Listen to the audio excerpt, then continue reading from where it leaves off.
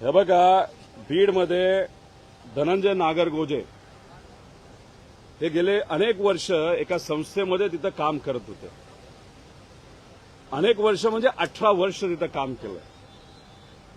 आत्ता तुम्हाला मदत करतो, आत्ता तुमचा पगार चालू करतो, असं करत करत नागरगोजेंनी ती जी संस्था ज्यांची आहे त्यांच्यावर विश्वास ठेवत तिथं असणाऱ्या मुलांना न्याय दिला, नाही तर त्यांना तिथं जी मदत करता आली शिक्षणाच्या माध्यमातून तिथं केली.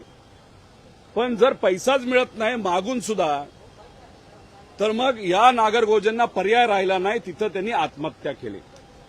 आता हे जे काही तिथली संस्था आहे त्याचे जे प्रमुख आहेत यांच्याबद्दल एन्क्वायरी झाली पाहिजे.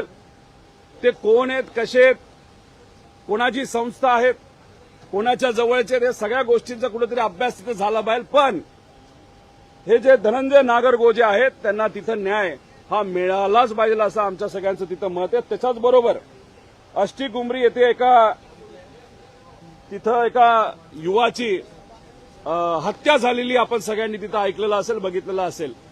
त्या युवाला आणि त्या कुटुंबाला सुद्धा न्याय देण्याची जरूरत आहे. एससी समाजाचा हा युवा होता, त्याचा मर्डर तिथं केला गेला. अतिशय वाईट पद्धतीने मर्डर तिथं झाला होता. त्यामुळे यांना सुद्धा तिथे न्याय मिळाला पाहिजे या कुटुंबाला, असं आमची मागणी आहे. सूर्यवंशी परिवार तर आहेच, देशमुख परिवार आहेच. म्हणजे या महाराष्ट्रामध्ये सामान्य लोकांचे हाल केले जातात आणि इथं असणारे मंत्री झटक्यात नुसतं एखादं वक्तव्य करून देतात.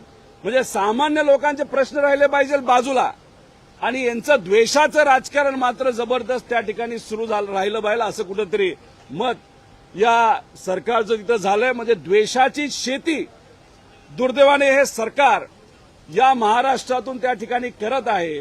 आणि त्यातून काय हे जोपासत आहेत तर फक्त स्वतःचं हित, सत्ता, पॉवर एवढ्याच गोष्टी या सरकारला पाहिजे. आणि त्यासाठी आम्ही सर्वजण इथं लोकांच्या बाजूने लढत आहोत.